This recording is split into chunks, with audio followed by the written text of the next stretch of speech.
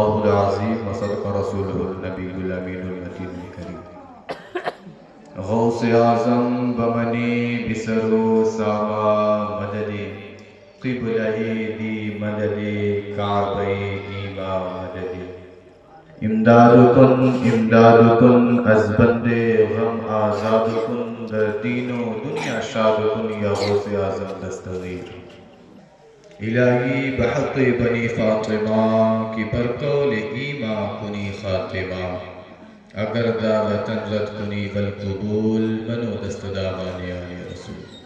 برادران ملت اسلامیہ، ابھی آپ نے بہت ہی بہترین طریقے سے نصیحت آموز تقریر بھی سنی اور نعت پاک بھی سنا. آئیے یہ اپنا خادم بھی آپ کے بارگاہ میں حاضر ہے. ابھی ہم نے ایک حدیث پاک کے رقعے کی تلاوت کی. نبی آخر الزمان صلی اللہ تعالی علیہ وآلہ وسلم نے جو چیز فرمایا اسے حدیث کہتے ہیں. ابھی ہم نے اسی حدیث پاک کے ایک رقعے ایک ٹکڑے کی تلاوت کی. میں نے پڑھا النکاح من سنتی فمن رغب عن سنتی فلیس منی. یہ میلاد بھی شادی کے تقریب کی وجہ سے سجائی گئی ہے اور لائق مبارکباد ہے وہ شخص جس نے اس میلاد خانی کا انعقاد کیا. آج تو ہمارا حال یہ ہو چکا ہے کہ ہم دین سے اتنے دور جا چکے ہیں، ہم دین سے اتنے دور جا چکے ہیں اور جا بھی رہے ہیں. ہمارے نوجوانوں کا حال یہ ہے کہ انہیں اگر اچھے طریقے سے پانچوں کلمہ سنا جائے تو نعوذ باللہ من ذالک کہنا نہیں چاہیے، لیکن میں مجبور ہوں کہنے پہ کہ ہمارے نوجوانوں کو آج پانچوں کلمہ بھی نہیں آتا. بہت افسوس ہوتی ہے یہ چیزیں سوچ کر کہ ہم کہاں خسارے کی طرف جا رہے ہیں. جو ہمارا قرآن ہماری طرف نازل ہوا، جو ہمارے نبی پہ میرا کلام نازل ہوا، جو رب کا کلام نازل ہوا، وہی لفظ اقرا سے اسٹارٹ ہوا. اقرا پڑھو. جو میرا قرآن ہمیں جو رہنمائی کے لیے نازل ہوا وہی اقرا سے نازل ہوا کہ پڑھو. اور آج ہم کس خسارے کی طرف جا رہے ہیں. بہرحال آئیے موضوع کی طرف رخ کرنے سے پہلے نبی آخر الزمان صلی اللہ تعالی علیہ وآلہ وسلم، ہم غریبوں کے غمخوار، آقائے نامدار، مکی مدنی تاجدار، جس کے بارے میں عرب فرماتا ہے کہ وَمَا أَرْسَلْنَاكَ إِلَّا رَحْمَةً لِلْعَالَمِينَ، اور کہیں فرماتا ہے کہ اے وَالضُّحَىٰ، پھر کہیں فرماتا ہے وَاللَّيْلِ إِذَا سَجَىٰ، پھر کہیں فرماتا ہے یاسین، کہیں فرماتا ہے طٰہٰ. آئیے اسی نبی آخر الزمان کے بارگاہ عالیہ میں جتنی آپ کے منہ میں آواز ہے اتنی زور لگا کے پڑھیں اللہم صلی علی سیدنا و نبینا و کریمنا مولانا محمد وعادل الجود والکرم وآلہ وبارک وسلم صلاة و سلام علیک یا رسول اللہ یا حبیب اللہ صلی اللہ تعالی علیہ وسلم. درود پاک پڑھنے کے بے شمار فوز و برکات ہیں. ابھی آپ نے حضرت سے بھی سماعت کی درود پاک پڑھنے کی.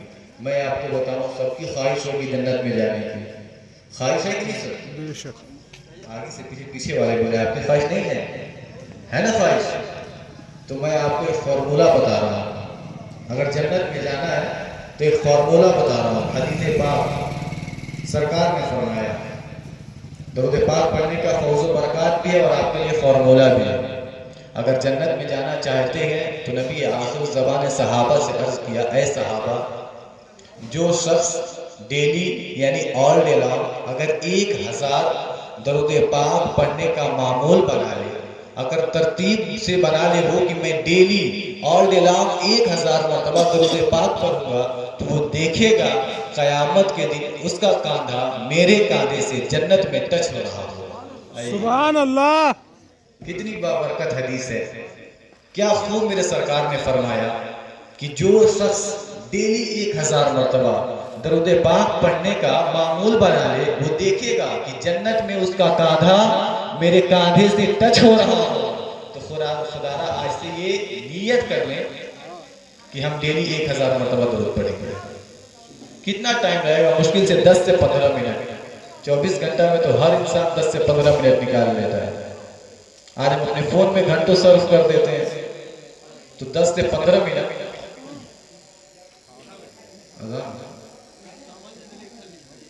10 سے 15 منٹ ہم نکال ہی سکتے ہیں. تو 10 سے 15 منٹ آپ ڈیلی کا معمول بنا لیں 1000 مرتبہ درود پاک پڑھنے کا، اور دیکھیں گے انشاءاللہ کہ قیامت کے دن آپ کا قاعدہ حضور کے قاعدے سے ٹچ ہو رہا ہے۔ ابھی ہم نے جس حدیث پاک کی تلاوت کی کہ النکاح من سنتی فمن رغب عن سنتی فلیس منی، سرکار مصطفیٰ صلی اللہ تعالیٰ علیہ وآلہ وسلم نے ارشاد فرمایا کہ جس نے نکاح کیا اس نے میری سنت کو زندہ کیا۔ فرمایا کہ جو شخص نکاح کیا ہے، نکاح کرنا میرے نبی کی سنت ہے، پھر فرمایا فلیس منی، اور جس نے اس سے انکار کیا، فلیس منی، جس سے جس شخص نے اس سے انکار کیا، فلیس منی، اور اس کے بعد پھر آگے فرماتے ہیں کہ وہ شخص ہم میں سے نہیں، یعنی مسلمانوں میں سے، سرکار کی امتیوں میں سے وہ شخص ہرگز نہیں۔ بس اسی سے سمجھ لیں کہ نکاح کتنا امپورٹنٹ ہے۔ نکاح سے انسان کا ایمان مکمل ہو جاتا ہے، نکاح سے انسان کا جو آدھا ایمان رہتا ہے وہ مکمل ہو جاتا ہے۔ نکاح اتنی لائف میں امپورٹنٹ ہے۔ نکاح کرنے سے انسان تمام برائیوں سے، گناہوں سے، بدکاریوں سے، بدنگاہیوں سے محفوظ ہو جاتا ہے۔ تو آپ تمامی لوگ اپنے بچوں کا نکاح جلد از جلد کرنے کی کوشش کریں، اس سے آپ کا بھی فائدہ ہے، آپ کے بچوں کا بھی فائدہ ہے، ان کے نسلوں کا بھی فائدہ۔ ایک چیز سے 3 فائدے۔ آپ کا فائدہ کیا ہے؟ آپ کا فائدہ یہ ہے، اگر دنیاوی لحاظ سے دیکھا جائے تو آپ کے گھر کوئی مدد کرنے والا آ جائے، اور دینی لحاظ سے دیکھا جائے تو جو گناہ آپ کا بچہ کر رہا ہوگا اس کے ذمہ دار آدھا سے ادھک آپ ہیں، کیونکہ وہ بچے کے آپ مالک ہیں، اس بچے کے آپ گارجین ہیں، اس بچے پہ آپ حکمرانی کر رہے ہیں۔ اپنے مرضی سے تو نکاح کر نہیں لے گا، آپ اس کے مالک ہیں، آپ اس کا نکاح کریں مقررہ وقت پر، جیسے میرے سرکار آخر الزمان نے بتایا۔ اور نکاح کرنا بہت امپورٹنٹ ہے لائف میں، اس سے ایمان مکمل ہوتا ہے۔ آدھی ادھوری جو ایمان ہوتی ہے، لوگ جو ہمارے نوجوان جو ہیں، خاص کر کے میری تقریر اکثر و بیشتر نوجوانوں کے لیے ہوتی ہے، میں معذرت خواہ ہوں ضعیفوں سے، کیونکہ نوجوانوں کے لیے میں اس لیے تقریر کرتا ہوں، جو بھی میری واضح و نصیحت خاص کر کے نوجوانوں کے لیے اس لیے ہوتی ہے کہ آج کل جو ہماری فیوچر ہے، جو ہم فیوچر اپنا دیکھتے ہیں وہ ہم نوجوانوں میں دیکھتے ہیں۔ اور کسی نے بہت بہترین، میں ایک کتاب پڑھ رہا تھا تو اس میں بہت بہترین کسی نے لکھا تھا کہ نوجوان اور گھوڑے کبھی جنگ کے شان ہوا کرتے تھے۔ بہت بہترین لکھا تھا، بڑا مجھے اچھا لگا، اچھی لگی وہ چیز۔ اس نے لکھا تھا کہ نوجوان اور گھوڑے جنگ کے کبھی شان ہوا کرتے تھے، ہائے افسوس آج دونوں شادیوں میں ناچتے ہیں۔ غور کریں میرے باتوں پہ، بہت افسوس کی بات ہے، آج ہمارے نوجوان بھی اور گھوڑے بھی دونوں شادیوں میں ناچتے ہیں۔ خدا را یہ شادیوں میں طرح طرح کی برائیاں کر رہا ہوں، اس سے باز ہے۔ یہ میرے سرکار نے یہ چیز نہیں بتائی کہ تم طرح طرح کی برائیاں کرو۔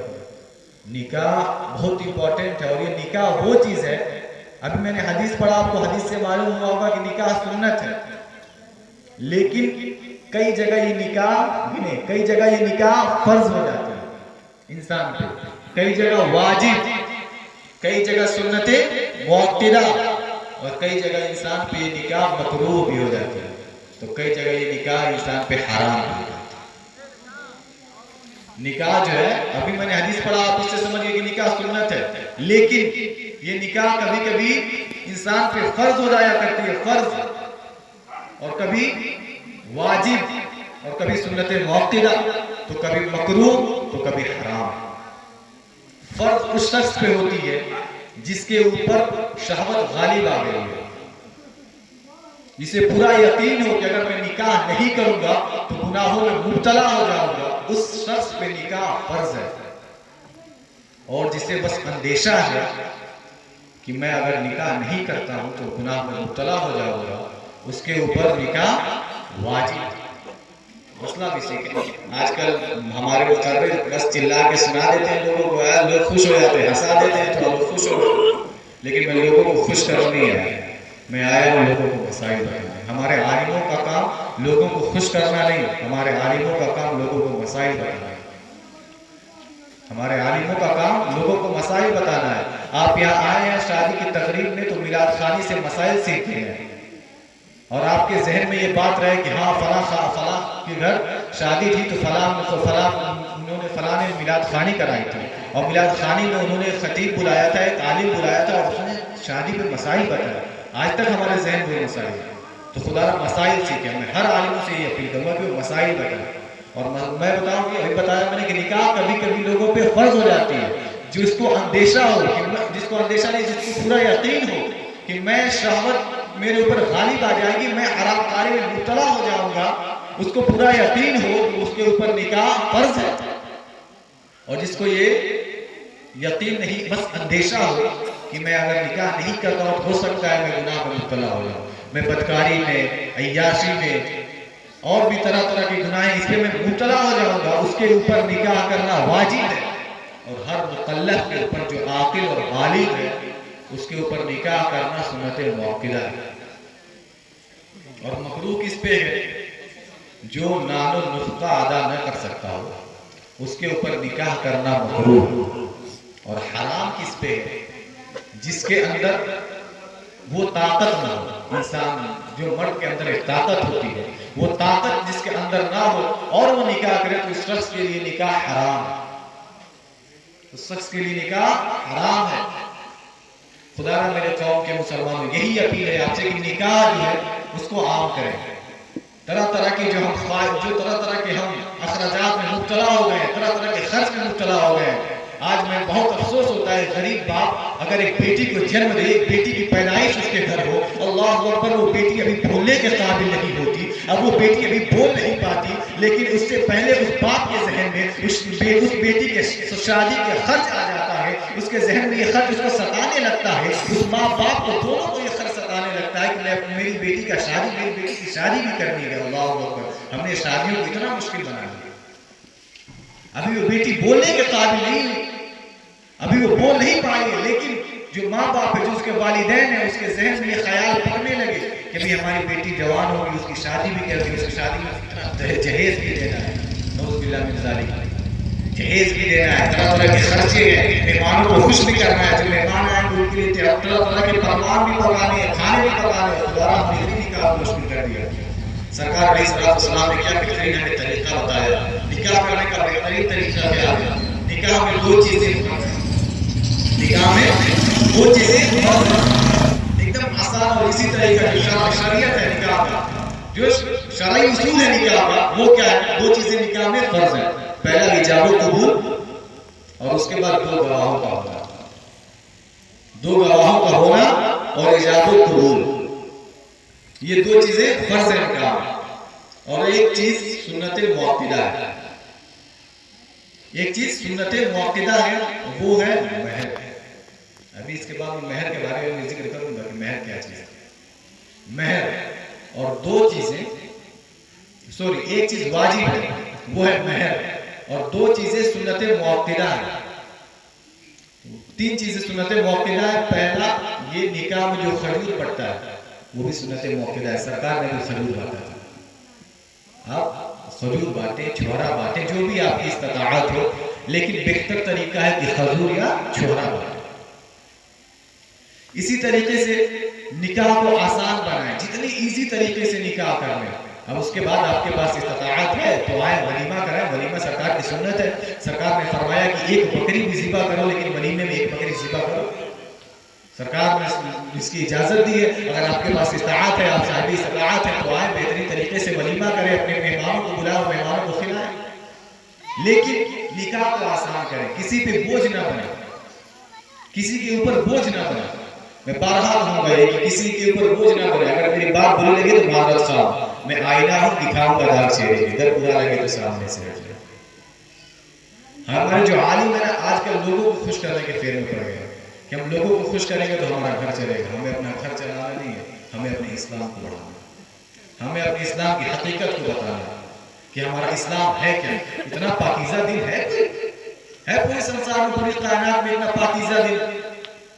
سب سے پاکیزہ میں نے دیکھا ہے، اور میں بتا سکتا ہوں، میں یہ گارنٹی دے سکتا ہوں، میں نے پڑھا بھی اس کے بارے میں، کئی جگہ میں نے ریسرچ بھی کیا، پھر پتا چلا کہ سب سے پاکیزہ جو مذہب ہے وہ اسلام ہے.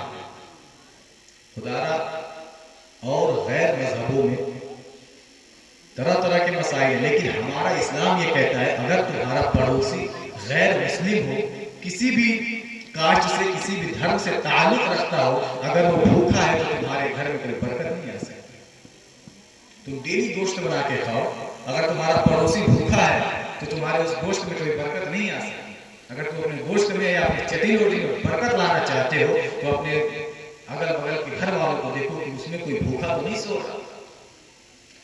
اتنا پاکیزہ دین ہمارا اسلام ہے، جو یہ بتاتا ہے کہ اگر تم جا رہے ہو راستے سے، اگر راستے میں کانٹا ہے، اینٹ ہے، اس اینٹ کو ہٹا کے سائڈ کر دو، اس کا بھی تمہیں اجر و ثواب میدان محشر میں دیا جائے گا۔ ہے کوئی اتنا پاکیزہ دین جس کے بارے میں تمام لوگوں نے ریسرچ کر کے بتایا کہ میرا اسلام اتنا اسلام پاکیزہ، اسلام سے زیادہ کوئی پاکیزہ دین ہو ہی نہیں سکتا۔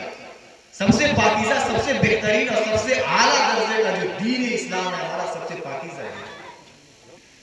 اس کے بارے میں آپ پڑھیں تو صحیح اسلام ہے کیا، اور اسلام ہمارے تک اتنی آسانی سے نہیں پہنچا۔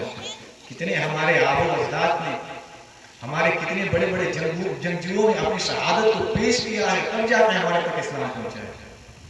حضرت خالد بن ولید کے کتنے صحابی، حضرت خالد بن ولید کے کتنے جنگجو، حضرت عثمان، حضرت عبدالل، اور جتنے بھی ہمارے ابو اجداد گزرے ہیں جنہوں نے ہمارے تک اسلام پہنچایا، ان کے کتنے جنگجو شہید ہوئے، کتنے بیٹے شہید ہوئے، اللہ اکبر، اس کے بعد ہمارے تک اسلام پہنچایا۔ لیکن انہوں نے بھی کبھی کسی پہ ظلم نہیں کیا۔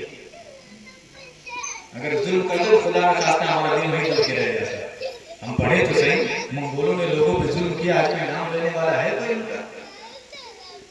کتنا لوگوں پہ ظلم کیا، مسلمانوں کے سروں سے ایک مینار بنا دیا تھا جو دور دور سے دکھتا تھا۔ اللہ اکبر، آج کوئی ہے پورے کائنات میں منگولوں کا نام لینے والا، ان کے ابو اجداد کا کوئی ہے؟ اگر جو ہے بھی تو اس نے بھی اسلام قبول کر لیا۔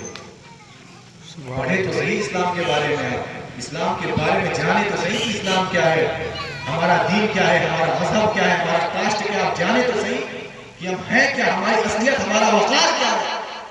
ہم اپنے وقار کے بارے میں جانے، پھر غرو کریں گے، اپنے اوپر پراؤڈ فیل کریں گے کہ اللہ کا کروڑ احسان ہے کہ اس نے ہمیں مسلمان بنا کے پیدا کیا۔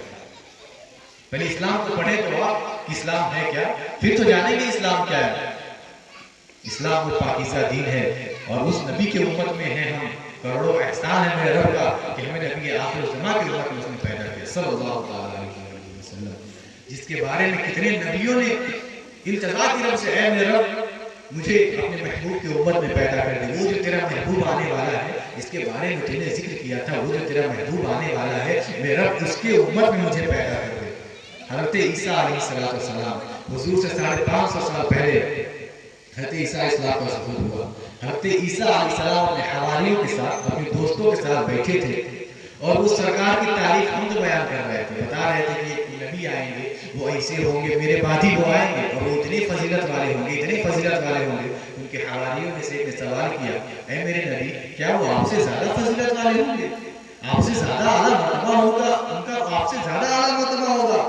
حضرت عیسیٰ علیہ السلام فرمایا کہ اے میرے حواری، تو کہتا ہے کہ وہ مجھ سے زیادہ مرتبہ ہوگا، تو کہتا ہے کہ وہ مجھ سے زیادہ اعلیٰ ہوں گے، لیکن قربان جائے حضرت عیسیٰ علیہ السلام پہ انہوں نے فرمایا کہ اے میرے حواری، تو کہہ رہا ہے کہ وہ مجھ سے زیادہ اعلیٰ ہوں گے، اللہ اللہ، اگر مجھے یہ موقع ملے کہ میں ان کے قدموں کا بوسہ لے لوں، مجھے یہ موقع ملے کہ میں ان کے تلووں کو چوم لوں، تو اللہ اکبر، میں اپنی قسمت پہ ناز کروں گا۔ میرے قوم کے مسلمانوں، ہم تو خود قربان گئے اپنے نبی کی امت پہ، کتنی بہترین دین ملا، اتنا بہترین دین ملا، اور سب سے اعلیٰ نبی ملا ہمیں، سب سے اعلیٰ اور افضل نبی ملا ہمیں، جس نبی نے ہمیں ہر چیز کا طریقہ بتایا۔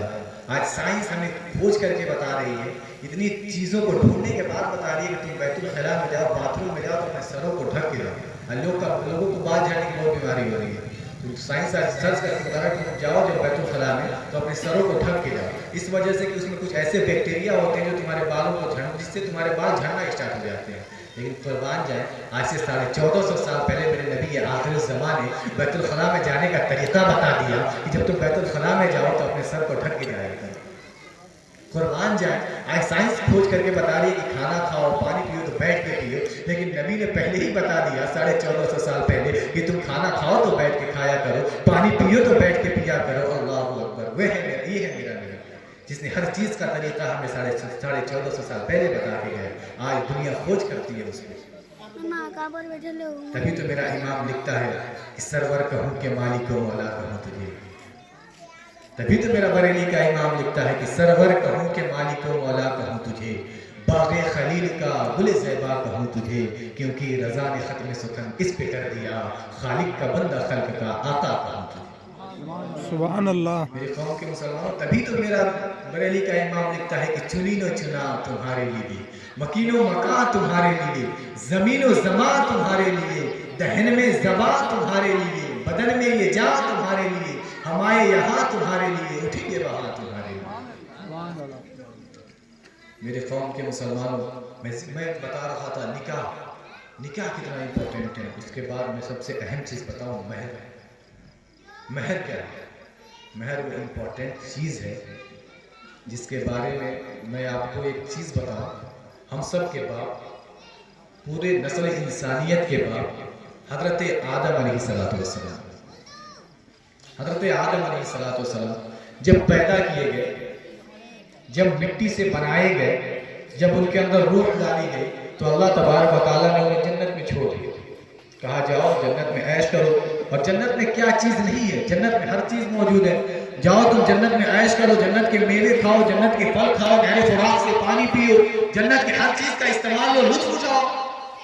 کچھ وقت حضرت آدم علیہ السلام نے گزارا، کچھ وقت گزارنے کے بعد، کچھ عرصے گزرے، کچھ سال گزرا، کچھ سال گزرنے کے بعد حضرت آدم علیہ السلام رب تبارک و تعالیٰ کے بارگاہ میں عریضہ پیش کرتے ہیں، اے میرے رب، اے پورے کائنات کے پالن ہار، تیرا بندہ آدم جنت میں رہتا ہے، تو نے اسے پیدا کیا، جنت میں رکھا، اے میرے پالن ہار رب، اس جنت میں میرا تنہا اکیلے دل نہیں لگتا۔ اللہ اکبر، کیا فرمایا کہ تنہا میرا جنت میں دل نہیں لگتا، اے میرے پروردگار عالم میرے لیے کوئی انتظام کر دیا جائے۔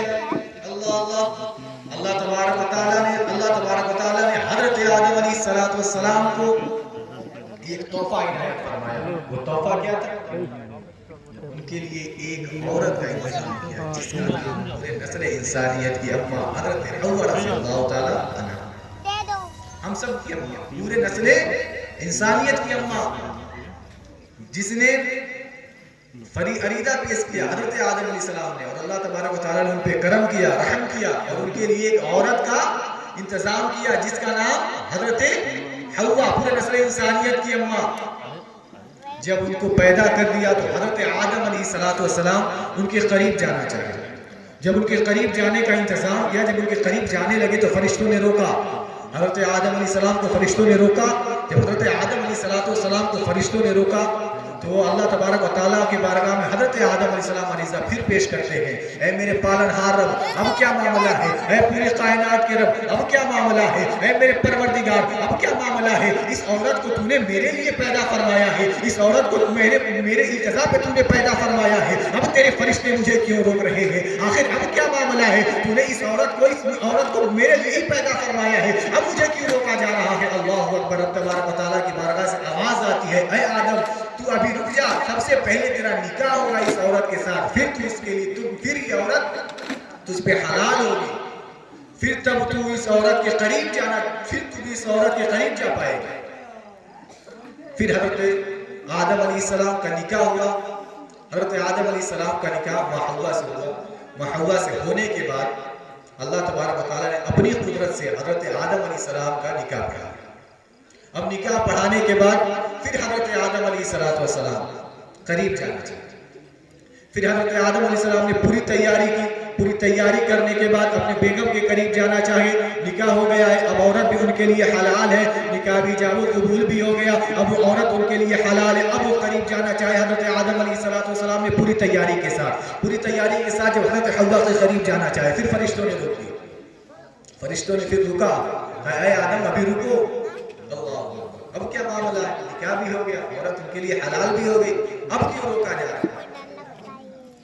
پھر آدم علیہ السلام نے اللہ تبارک و تعالیٰ کے بارگاہ میں عریضہ پیش کیا، اے میرے پالن ہار رب، اے پوری کائنات کے پیدا کرنے والے رب، اے حضرت آدم کو پیدا کرنے والے رب، اے میرے رب، اے مجھے پیدا کرنے والے رب، اے میری اس بیوی کو پیدا کرنے والے رب، اے جنت و دوزخ کو بنانے والے رب، اب کیا معاملہ ہے؟ ہے، میں پہلے قریب جانا چاہا، تیرے فرشتوں نے روکا، میں نے عریضہ پیش کیا تو تیری بارگاہ سے آواز آئی کہ تیرا نکاح ہوگا۔ اللہ اکبر، اب تو نکاح بھی ہو گیا، اب کیا معاملہ ہے، اب کیوں روکا جا رہا ہے؟ اللہ اللہ کی غیب سے اچھی ندا آتی ہے، اے آدم تجھے اس لیے روکا جا رہا ہے کہ سب سے پہلے تیرے لیے میں نے اس لیے تجھ کو روکا اس عورت کے قریب جانے کے لیے کہ تیرا نکاح نہیں ہوا تھا، اب تیرا نکاح ہو گیا، یہ عورت بھی تیرے لیے حلال ہو گئی، اب تجھے اس لیے روکا جا رہا ہے کہ سب سے پہلے تو اپنا مہر ادا کر، پھر تیرے اوپر یہ عورت حلال ہو گئی اور تو اس کے قریب جا۔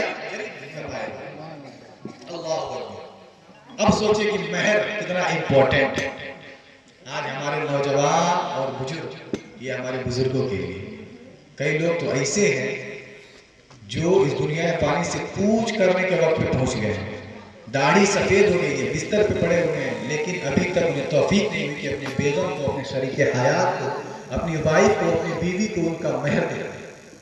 مہر دینے کا بہترین طریقہ ہوتا سننا ہے، بولیے مطلب سبحان اللہ، سبحان اللہ، سننا ہے سب کو، بیدار ہے کہ نہیں؟ بیدار ہے؟ ہاتھوں اٹھا کے بولے یا رسول اللہ، یا رسول پرچم اللہ، بنا کے بولے یا رسول اللہ، یا رسول اللہ، اور قربان جاؤ، اس سے سیکھیں کہ یہ مہر کیا ہے۔ اور اس مہر کے بارے میں ایک آپ کو میں اور چیز بتاؤں، اس مہر کے ذریعے آپ سوچیں کہ سرکار کی فضیلت ہے، یہ بھی میں آپ کو بتاؤں۔ پہلے مہر دینے کا طریقہ سیکھیں، مہر دینے کا بہترین اور سب سے پرفیکٹ وقت کیا ہے، سب سے پرفیکٹ ٹائم کیا ہے مہر دینے کا؟ مہر دینے کا سب سے پرفیکٹ اگر کوئی ٹائم ہے تو بیوی سے سب سے پہلی رات میں جب ملاقات کرنے انسان جائے، جو بھی شخص جائے تو وہی سب سے بہترین طریقہ ہے کہ ملاقات کرنے سے پہلے، ابھی چہرہ دیکھنے سے پہلے اس کے ہاتھ میں اس کا مہر رکھے۔ اور بعض اوقات لوگ اس مہر کا کچھ سونے کا گولڈ کا چیز بنا کے دے دیتے ہیں یا ہر یا عمرہ کا پیکیج دے دیتے ہیں، یہ بھی چیز درست نہیں ہے۔ کب درست ہوگا یہ؟ جب آپ کی بیوی کا اس میں اجازت ہو کہ ہاں یہ جو گولڈ دے رہے ہیں اگر میرا مہر ہے، تب وہ اگر قبول کرتی ہے تب وہ اجازت نامے کی وجہ سے تب وہ جائز ہوگا، تب وہ مہر حق ادا ہوگا۔ مہر یا حج یا عمرہ کا پیکیج دیتے ہیں، اگر وہ اجازت دیتی ہے کہ میں اس کو اپنا مہر سمجھتی ہوں تب وہ مہر ادا ہوگا، ورنہ مہر کا جو رقم ہے وہ رقم اس کے ہاتھ میں رکھیں۔ اور یہ جو سسٹم بنا کے چل رہے ہیں کہ ہماری بیوی ہم کو ہماری مہر کو معاف کر دے گی، اس سسٹم سے دور ہو جائے، یہ سسٹم خسارے میں لے کے جانے والی ہے۔ فارمولہ کم لگایا کریں، آج کل ہمارا مسلمان فارمولہ زیادہ لگاتا ہے، فارمولے میں زیادہ پڑتا ہے۔ آج کل نئے نئے کیڑے مکوڑوں کی طرف فرقے نکل کے آئے ہیں، ایک فرقہ نکل کے آیا اہل حدیث جو کہتا ہے 4 رکعت نماز پڑھ لی میری نماز قبول ہو گئی، تراویح کی نماز 8 رکعت پڑھ لی میری نماز قبول ہو گئی۔ اللہ اکبر، میرے سرکار نے یہ طریقہ بتایا تھا، میرے سرکار نے اپنی سنت بھی اس میں شامل کی تھی۔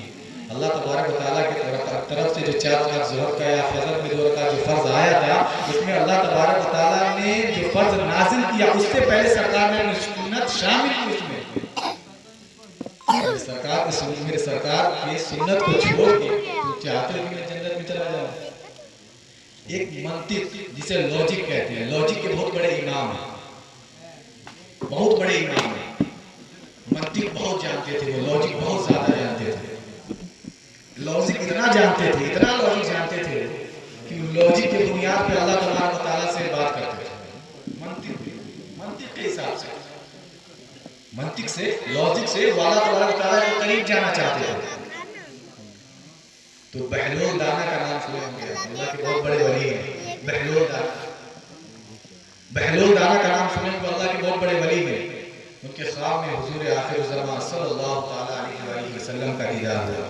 اللہ توفیق فرمائے کہ ہماری نظریں بھی حضور کو دیکھ لیں، ہمارے خواب میں بھی حضور کا دیدار ہوا۔ وہ بہلول دانا کے جب خواب میں حضور کا دیدار ہوا تو انہوں نے پوچھا، اے میرے مالک، آپ اس منطق کے امام کے بارے میں کیا کہتے ہیں؟ آپ اس منطق کے امام کے بارے میں کیا کہتے ہیں؟ ہم تو جانتے ہو بہت بڑے عالم ہیں، بہت بڑے فقیہ ہیں، لاجک کا بہت علم رکھتے ہیں، ان کے پاس لاجک کا بہت بڑا اسٹڈی ہے، وہ اسٹڈی کرتے ہیں، لاجک کے بارے میں بہت جانتے ہیں، وہ علم ان کے پاس منطق کا بہت زیادہ ہے، حضور آپ کا کیا خیال ہے؟ تو حضور نے فرمایا اس کا وقت کی بات کرتے ہو، اس کا وقت کی بات کرتے ہو، وہ میرے بغیر اللہ تبارک و تعالیٰ کے قریب جانا چاہتا تھا، اور جب وہ جانے لگا نا تو فرشتوں نے ڈھکیل کے اس کو جہنم کی طرف۔ اب لاجک لگائیں اور جائیں بغیر سنتوں کو چھوڑ کے اللہ تبارک و تعالیٰ کو راضی کرنے۔ اسی طریقے سے وہ اتنے بڑے امام، اپنے وقت کا سب سے بڑا امام تھے، وہ سب سے بڑے امام تھے امتی کے، جب انہیں ڈھکیل کے جہنم میں کر دیا گیا تو ہماری اوقات کیا؟ ہم تو یہ چھوٹے موٹے عالموں کے قدموں کے دھول کے برابر نہیں ہیں، تو ہمارا حال کیا ہوگا؟ تو خدا را جو اہل سنت کا عقیدہ ہے، جس کو عقیدہ اہل سنت کا جو عقیدہ ہے، جس کو ہمارے سنی عالم فالو کرتے ہیں، اس کو پکڑ کے چلیں۔ میں بتا رہا تھا کہ حضرت آدم علیہ السلام جب قریب جانا چاہے تو انہیں روک دیا گیا مہر کی وجہ سے۔ اللہ تبارک و تعالیٰ نے فرمایا اے آدم تم اپنا مہر ادا کرو، جب تم اپنا مہر ادا کرو گے تب تمہیں حضرت حوا کے قریب جانے دیں۔ حضرت آدم نے عرض کیا اے میرے پروردگار عالم میرا مہر کیا ہے؟ میرا جو مہر وہ کیا ہے؟ تو رب تبارک و تعالیٰ کی طرف سے ندا آئی کہ ایک میرا محبوب جس کو میں بھیجوں گا تو اس کے اوپر ایک مرتبہ درود پڑھو، یہی تمہارا مہر ہے۔ ذکر کس کا ہو رہا ہے؟ تمام خلق انسانیت کے باپ کا۔ شادی کس کی ہو رہی ہے؟ تمام خلق انسانیت کے باپ کی، لیکن ذکر کس کا ہو رہا ہے؟ ذکر کس کا ہو رہا ہے؟ نبی آخر زمان صلی اللہ تعالیٰ علیہ وآلہ وسلم کا۔ بات کس کی ہو رہی ہے؟ کلمہ کس کا پڑھا جا رہا ہے؟ درود کس پہ پڑھا جا رہا ہے؟ اللہ نبی آخر زمان صلی اللہ تعالیٰ علیہ وآلہ وسلم۔ ارے اب نہیں بولو گے رسول اللہ کے نام پہ تو بول گیا۔ سبحان اللہ۔ یہی وقت ہے بولنے کا، اور آج یہی وجہ ہے کہ ہم نہیں بولتے تو ہر جگہ سے دبائے جاتے ہیں۔ آج یہی وجہ ہے کہ ہم ہر جگہ سے نہیں بولتے تو دبائے جاتے ہیں۔ خدا را اپنے آواز میں طاقت پیدا کرو اور اپنے قلم میں، اپنے جیب میں قلم رکھو۔ یہ قلم وہ چیز ہے جو بڑے بڑے ہتھیاروں کو مار دے دیتی ہے۔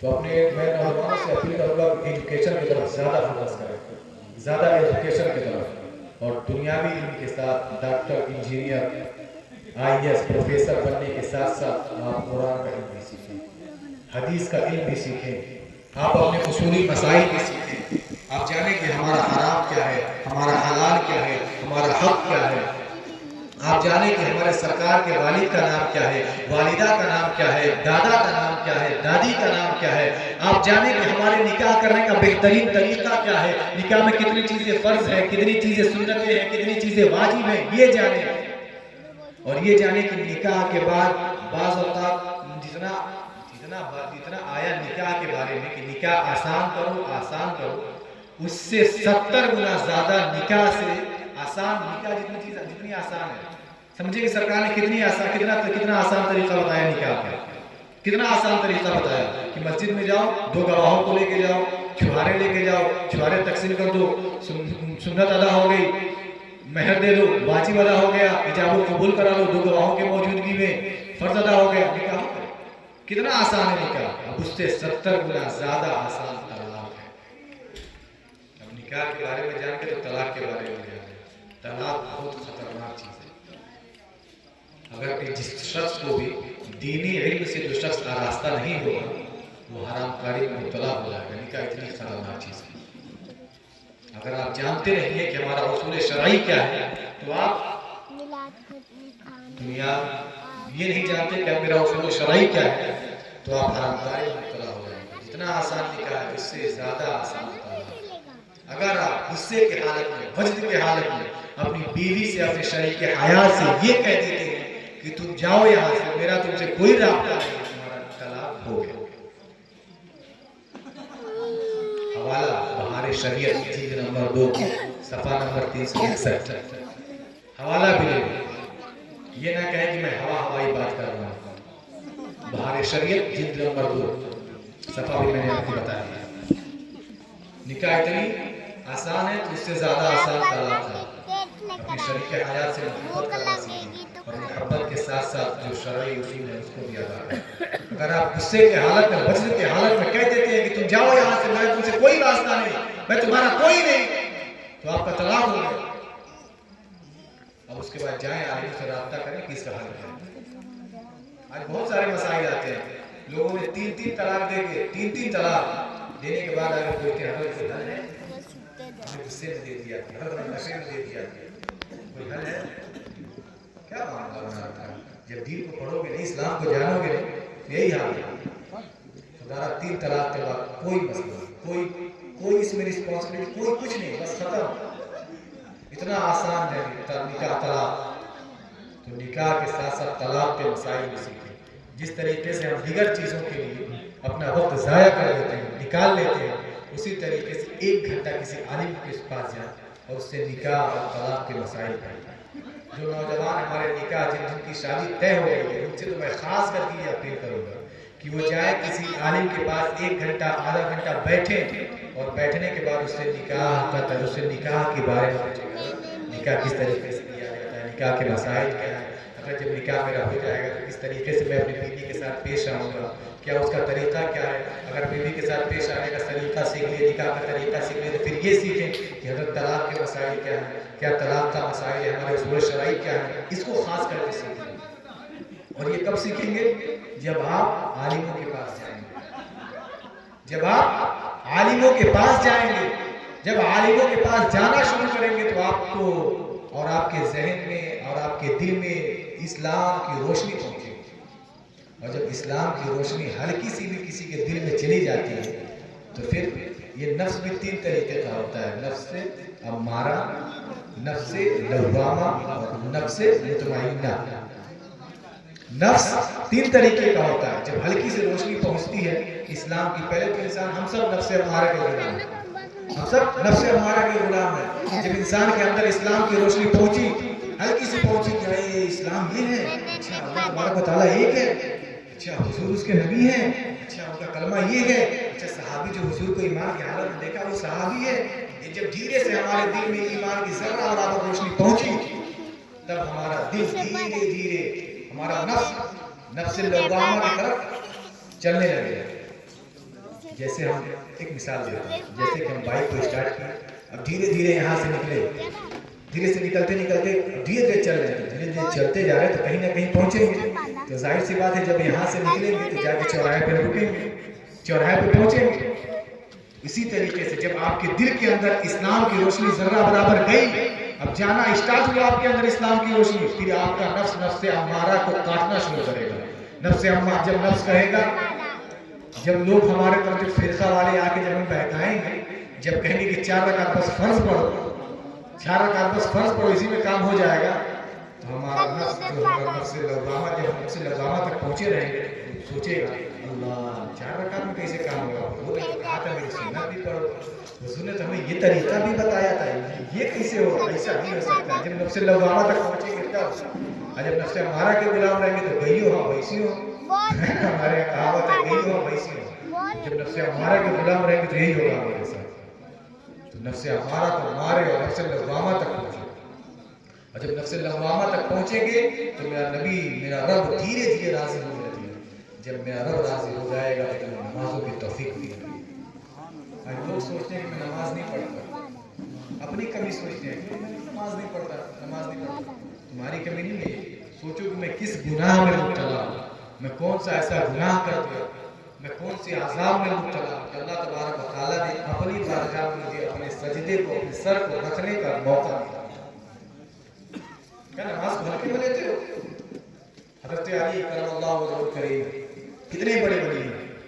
حضرت علی رضی اللہ تعالیٰ جن کی ایک ذوالفقار سے کتنے دشمن پناہ مانگتے تھے, جن کی ایک تلوار کی دھار سے کتنے دشمن پناہ مانگتے تھے, وہ حضرت علی جو اپنے گھوڑے کے ایک طرف ابھی پاؤں رکھے ہیں اور دوسرے طرف پاؤں رکھنے میں ایک قرآن ختم کر دیتے ہیں, وہ علی جو فرماتے ہیں کہ ہم سے پوچھو زمین اور آسمان میں کیا ہو رہا ہے میں بتا دوں.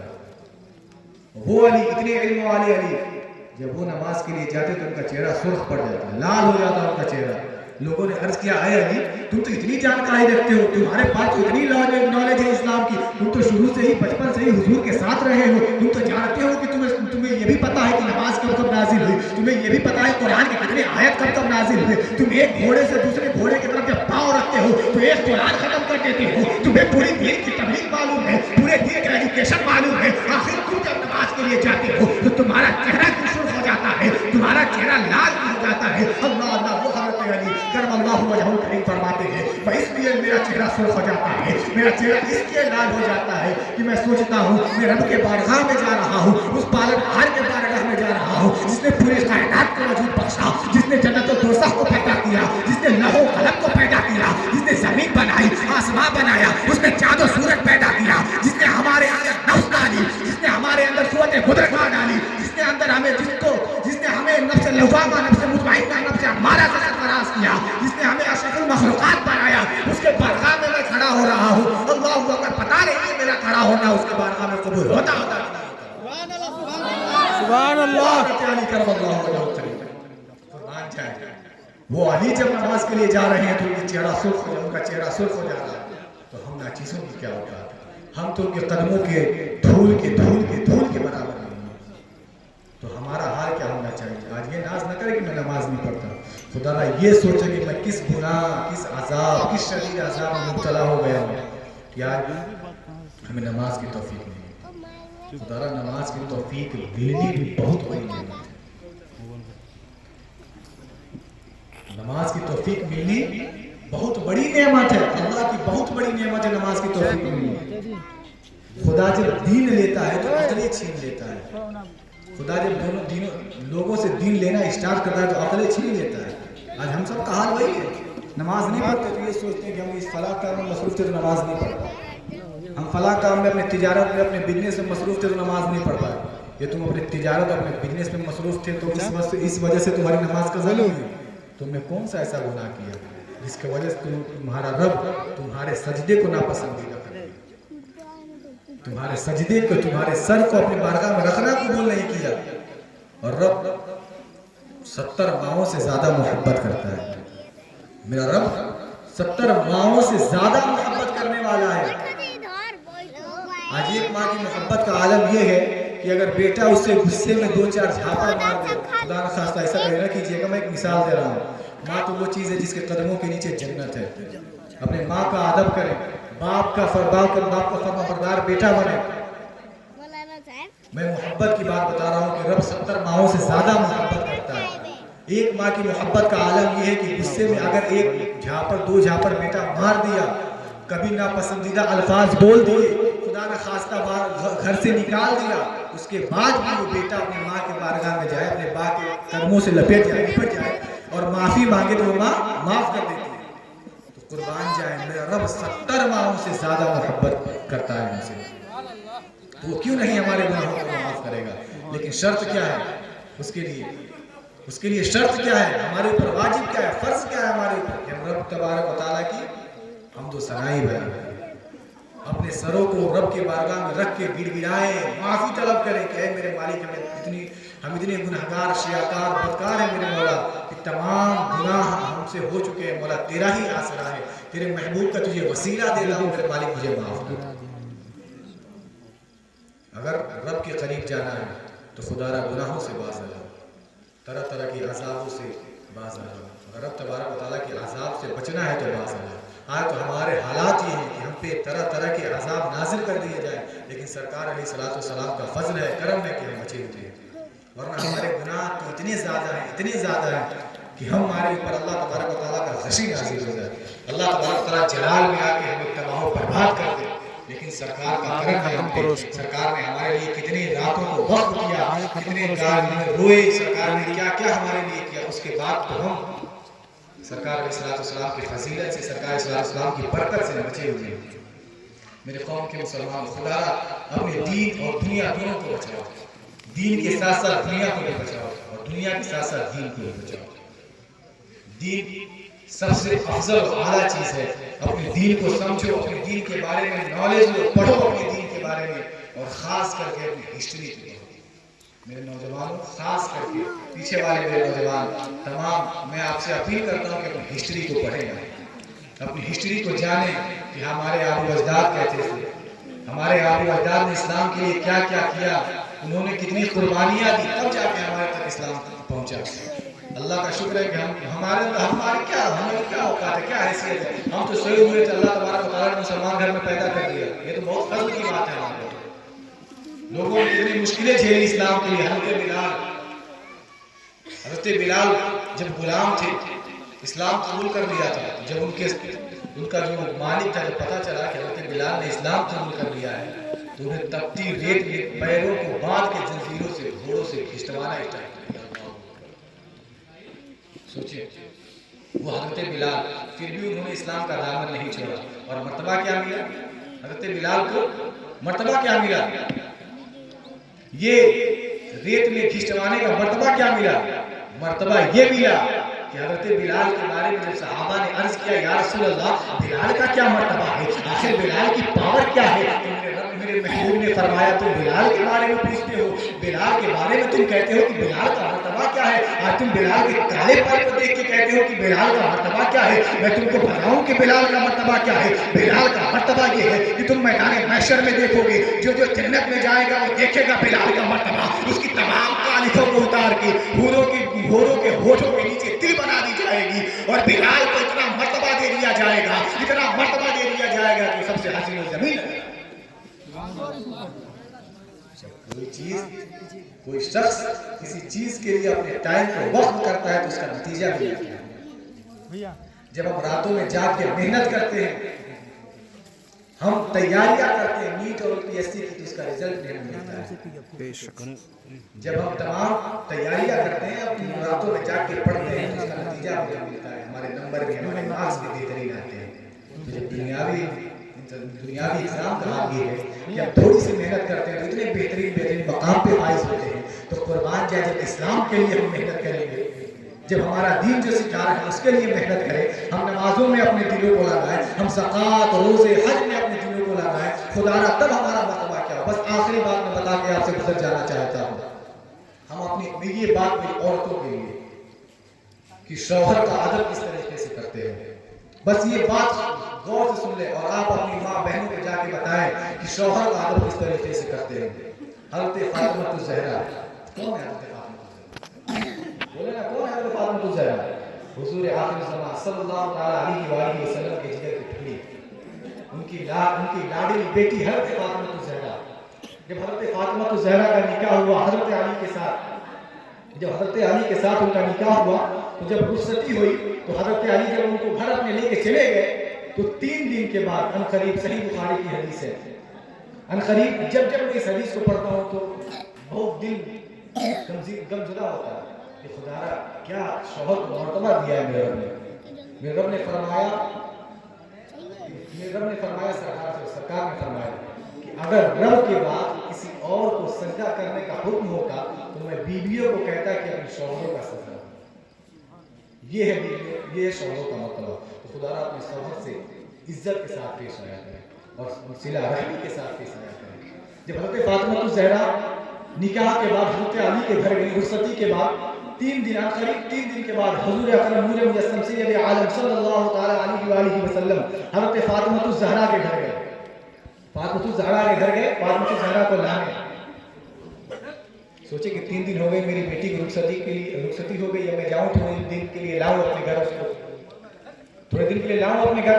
جب یہ خیال لے کے ذہن میں میرے نبی آخر الزمان چلتے ہیں فاطمہ الزہرا کے گھر کی طرف، حضرت علی کے گھر کی طرف، جب حضرت علی کے گھر کی طرف جاتے ہیں تو حضرت علی کے گھر جب میرے نبی آخر الزمان پہنچتے ہیں تو اللہ اکبر، میرے قوم کے مسلمانوں توجہ دینا میری اس بات پہ، جب نبی آخر الزمان صلی اللہ تعالی علیہ وآلہ وسلم جب حضرت علی کے گھر پہنچتے ہیں، حضرت علی کے گھر پہنچنے کے بعد دروازے پہ دستک دیتے ہیں، اللہ اکبر، حضرت فاطمہ الزہرا باہر نکلتی ہے اور جب ابا حضور کو دیکھتی ہے تو چہرہ کھل اٹھتا ہے، اللہ اکبر، ہاتھوں کا بوسہ لیتی ہے، بوسہ لینے کے بعد فرماتی اے میرے آقا، اے پوری کائنات کے لیے رحمت بنا کے بھیجے گئے میرے رب، میرے محبوب آئیے تشریف رکھیے۔ اللہ اکبر، جب میرے محبوب مصطفیٰ صلی اللہ تعالیٰ علیہ وآلہ وسلم تشریف رکھتے ہیں، تشریف رکھنے کے بعد اپنے دل کی جو بات کیفیت ہوتی ہے وہ اظہار کرتے ہیں، کہتے ہیں اے فاطمہ میں تمہیں لینے آیا ہوں، سامان پیک کرو، سامان لے لو، چلو گھر پہ۔ اللہ اکبر، میرے قوم کے مسلمانوں، جواب سنیے گا فاطمہ الزہرا کا۔ فاطمہ الزہرا فرماتی ہیں اے میرے ابا حضور، اے پوری کائنات کے لیے بھیجے گئے رحمت، آپ کی بات میرے سر کا تاج ہے، آپ جو کہتے ہیں میں اس کو ٹال نہیں سکتی، آپ کا حکم میرے لیے بسا لانا ہے، آپ جو کہتے ہیں میں اسے کرنا میرے لیے ہر حال میں ممکن ہے، آپ اگر کہتے تو میں پتھر کو چیرنے کے لیے آپ کہتے تو میں پوری عمر اس میں وقت لگوں گا پتھر کو چیروں۔ آپ کا حکم میرے لیے اتنا پاورفل ہے، لیکن آپ ہی کی دی ہوئی تعلیم ہے، آپ ہی کے دی ہوا تدریس ہے، آپ ہی نے مجھے بتایا تھا کہ جب تمہاری شادی ہو جائے تو اپنے شوہر کا ادب کس طریقے سے کرنا۔ اے میرے ابا حضور، اے پوری کائنات کے لیے بھیجے گئے نبی، آپ ہی کی دی ہوئی تعلیم ہے، آپ نے کہا تھا جب تمہاری شادی ہو جائے تو اپنے شوہر کا ادب کس طریقے سے کرنا، آپ نے مجھے سکھایا تھا، بتلایا تھا۔ اللہ اکبر، آپ جب یہ حضور آخر زمان عرض کرتے ہیں کہ میں تمہیں لینے آیا ہوں، چلو اب میرے گھر اپنے سامان کو پیک کرو، تو حضرت فاطمہ الزہرا جواب دیتی ہے اے میرے ابا تعلیم ہے, تھوڑا سا کرا آپ کا دیا ہوا تدریس ہے, آپ نے مجھے بتایا تھا اور اسی بتانے پر میں عمل کر رہی ہوں. اس وقت حضرت علی میرے سرتاج میرے شوہر گھر پہ نہیں ہے اور میں ان کی اجازت کے بغیر آپ کے گھر نہیں جا سکتا. کس کے ادب کے لیے؟ شوہر کے ادب کے لیے. کس کا حکم ٹالا جا رہا ہے؟ جو نبی آخر زمان ہے, جو کہہ دے ہو جاتا ہے, جس نے کنکریوں سے کلمہ پڑھوا دیا, جس کے لیے پیڑوں نے سجدہ کیا. کس کا حکم ٹالا جا رہا ہے؟ جس نے سورج کو واپس بلا دیا. کس کا حکم ٹالا جا رہا ہے؟ جو چاند سے کھیلتا تھا, جو چاند سے بچپن میں اپنی انگلیوں کے اشارے سے میرا نبی کھیلتے تھے. اللہ اکبر. کس کے لیے حکم ٹالا جا رہا ہے؟ شوہر کے لیے. کس کے لیے حکم ٹالا جا رہا ہے؟ شوہر کے لیے. قربان جائیں. حضرت علی رضی اللہ تعالیٰ تھوڑے دیر کے بعد نبی آخر زمان کی بارگاہ میں آتے ہیں, اپنے گھر پہ آتے ہیں. گھر پہ آنے کے بعد جب دیکھتے ہیں کہ نبی آخر زمان ایک کنارے میں بیٹھے ہوئے, اللہ اکبر, حضرت علی کرم اللہ وجہہ الکریم وہیں سے اپنے آنکھوں میں آنسو بھر لیتے ہیں اور روتے ہوئے حضور کے قدموں سے لپٹ جاتے ہیں اور کہتے ہیں حضور کیا اس عظیم خادم سے کوئی گناہ ہو گیا؟ کیا کوئی گناہ سرزد ہو گیا؟ کیا مجھ سے کوئی گناہ ہو گیا؟ آپ اس وقت میرے گھر پہ اور اس حالت میں بیٹھے ہوئے, اس طریقے سے بیٹھے ہوئے, اکیلے بیٹھے ہوئے, آخر کیا معاملہ ہے؟ حضور مجھے بتا دیا جائے. اور جب محبوب کے لیے عاشق کا یہ غم جو ہوتا ہے نا, دردناک ہوتا ہے. حضور خاموش ہیں. کچھ دیر کے بعد حضور نے فرمایا علی میں اپنی بیٹی کو لینے آیا تھا, میں اپنے جگر کے ٹکڑے کو لینے آیا تھا. اور اس نے کہا کہ ابھی علی گھر پہ نہیں ہے اور بغیر ان کی اجازت کے میں آپ کے ساتھ نہیں چل سکتا. سبحان اللہ. کہ مسلمانوں نبی آخر زمان کا حکم ٹالا جا رہا ہے بس کس کے لیے؟ شوہر کے ادب کے لیے. تو خدا را شوہر کا ادب اس طریقے سے کیا کرو کہ جیسے تم ان کے شریک حیات میں اس طریقے سے اپنے شوہر کا ادب کیا کرو. اگر وہ کہہ دے یہ کام کرنے کے لیے تو انکار نہ کیا کرو, اس کے کام کو کرنے پہ تم قربان چلے جاؤ. اور شوہر کا شرعی طریقے سے ادب کرو. ہاں اس بات کو انکار کرو جو شریعت کے خلاف ہے. اگر شریعت کے خلاف کوئی کام کر رہا ہے تو تم اسے روکو, ترغیب کرو, کیونکہ تمہارا فرض ہے کہ اس کو تم جب آئی نکاح میں تو اس کا ایمان مکمل ہو, تو تمہارا فرض ہے کہ تم اس کو بتاؤ کہ دین اسلام کیا کہتا ہے, اسلام ہمیں کیا بتاتا ہے, کیا سکھاتا ہے. تم اس کی ترغیب دو, اسے بتاؤ. میرے قوم کے مسلمانوں خدا میں یہ اپیل کروں گا کہ آپ نکاح اور طلاق کے مسئلے, نکاح کے حوالے سے آپ مسئلے زیادہ سے زیادہ تلاش کریں اور پڑھیں. طلاق کے حوالے سے مسئلے پڑھیں اور سیکھیں. اور میرے نوجوانوں سے یہ اپیل ہے کہ آپ زیادہ تر اپنے ہسٹری کا مطالعہ کریں, اپنے آباء و اجداد کی زندگی کو پڑھیں. آپ جنگ خندق کو پڑھیں, جنگ بدر کو پڑھیں, جنگ احد کو پڑھیں, سلطنت عثمانیہ کو پڑھیں, جنگی سلطنت کو پڑھیں. آپ کے لیے ہمارے سلطنت آئے اس سلطنتوں کا مطالعہ کریں. آپ اپنے ہندوستان کی ہسٹری کو پڑھیں, ہندوستان کی ہماری جو اسلامک ہسٹری ہے اس کو پڑھیں. اس کو پڑھیں تب آپ کو معلوم ہو کہ ہمارا اسلام کیا ہے. جب آپ اپنے اسلام کو پڑھیں گے, جانیں گے, سیکھیں گے, اور جب اپنے اسلام کی اسٹڈی کریں گے آپ, تب ہمیں پتا ہوگا کہ ہمارا اسلام کتنا حافظ ہے, کتنا اہم مرتبہ رکھتا ہے ہمارا اسلام, کتنا اعلیٰ مقام رکھتا ہے ہمارا اسلام, تب ہمیں پتا چلے. تو خدا اپنے دل کو دماغ کو ایک جگہ رکھیں, برائیوں سے بچیں, گناہوں سے بچیں, بدکاریوں سے بچیں, اور شادی میں جو طرح طرح کے تماشے ہوتے ہیں اس سے بچیں, ناچ گانوں سے بچیں, ڈھول تاشوں سے بچیں, ڈی جے وغیرہ سے پرہیز کریں. یہ طرح طرح کی برائیاں ہیں, ان سے بچیں. اگر ان سے بچ جائیں گے تو خدا ہمارا دین بھی کامیاب ہو جائے گا اور ہماری دنیا بھی کامیاب ہو جائے گی. ہم آخرت میں بھی سرکار کو منہ دکھانے کے لائق ہو جائیں گے, اور میدان محشر میں بھی حضور کو منہ دکھانے کے لائق ہو جائیں گے. حضور کی شفاعت بھی مل جائے گی, حضور کے پرچم کے نیچے جگہ بھی مل جائے گا, حضور کی سفارش بھی ہو جائے گی ہمارے لیے, جب ہم اس چیزوں کو فالو کر لیں گے. میں نے کہا جو چیز آپ کو بتائی اس پہ خاص کر کے عمل کریں. نکاح کے جدید مسائل پہ عمل کریں, طلاق کے جدید مسائل پہ عمل کریں, نکاح کا طریقہ سیکھیں, بہترین طریقہ کیا ہے, اپنے حسن سلوک کو اچھا کریں, اپنے ماں باپ کے ساتھ اپنے حسن سلوک کو اچھا کریں, اپنی بیوی کے ساتھ, اپنے چھوٹے بھائی کے ساتھ, اپنے بہنوں کے ساتھ سلوک کو اچھا کریں, اپنے بھائی کے ساتھ بہترین ایک طرح سے. ایک بھائی جو ہوتا ہے وہ درخت کے مانند ہوتا ہے, جو اگر سوکھ بھی جائے تو آگ جلانے کے کام آتا ہے, جو اگر سایہ نہ دے سکے تو آگ جلانے کے کام آتا ہے, جو پھل نہ دے سکے تو سایہ کے کام آتا ہے, سایہ نہ دے سکے تو آگ جلانے کے کام آتا ہے. بھائی اس درخت پہ مانی ہے. تو خدا را اپنے بھائی سے محبت کرے, جو بھی اختلاف ہو بھائیوں میں اسے ختم کرے اور بھائی سے محبت کرے. بھائیوں سے سب سے ضروری ہے بھائیوں سے محبت کرنا. میری قوم کے مسلمان خدا را ان تمام مسائلوں پہ آپ عمل کریں. اگر آپ عمل کرتے ہیں تو اللہ تبارک و تعالیٰ آپ کے صدقے میں میری بھی بخشش فرمائے گا. اور اللہ تبارک و تعالیٰ کے بارگاہ میں دعا ہے کہ اللہ تبارک و تعالیٰ کہنے سے زیادہ سننے میں عمل فرمائے اور عمل میں توفیق عطا فرمائے. آمین. ہم سب کو نمازی بنائے. اللہ ہم سب کو پنجگانہ دائیں ہاتھوں کو اٹھائے. اللہ تبارک و تعالیٰ ہم سب کو پنجگانہ نمازی بنائے. گناہوں سے بچنے کی توفیق عطا فرمائے, برائیوں سے بچنے کی توفیق عطا فرمائے اور ہر شے سے زیادہ محمد عربی صلی اللہ علیہ وسلم سے محبت کی توفیق عطا فرمائے. ہمیں اللہ تبارک و تعالیٰ حرام کاریوں سے محفوظ فرمائے. بس انہی چند باتوں کے ساتھ اپنے گفتگو کو سمیٹ کے ختم کر رہا ہوں اور اتنا کہہ کے جا رہا ہوں کہ چمن رہی تو پھول کھلیں گے, زندگی رہی تو ہم پھر ملیں گے انشاءاللہ تبارک و تعالیٰ. بس آپ کی محبتوں کا بہت بہت شکریہ. ان اللہ و ملائکتہ یصلون علی النبی یا ایھا الذین آمنوا صلوا علیہ وسلم تسلیما. اللهم صل علی سیدنا نبینا وکریمنا مولانا محمد وعلى آله وسلم. صلاۃ و سلام علیک یا رسول اللہ یا حبیب اللہ صلی اللہ تعالی علیہ وسلم. آپ سب کو دعا بنا کے توبہ کرتا ہوں. استغفر اللہ ربی من کل ذنب واتوب الیہ. اشهد ان لا الہ الا اللہ واشهد ان محمد رسول اللہ صلی اللہ تعالی علیہ وسلم. کھڑے ہو جائیں.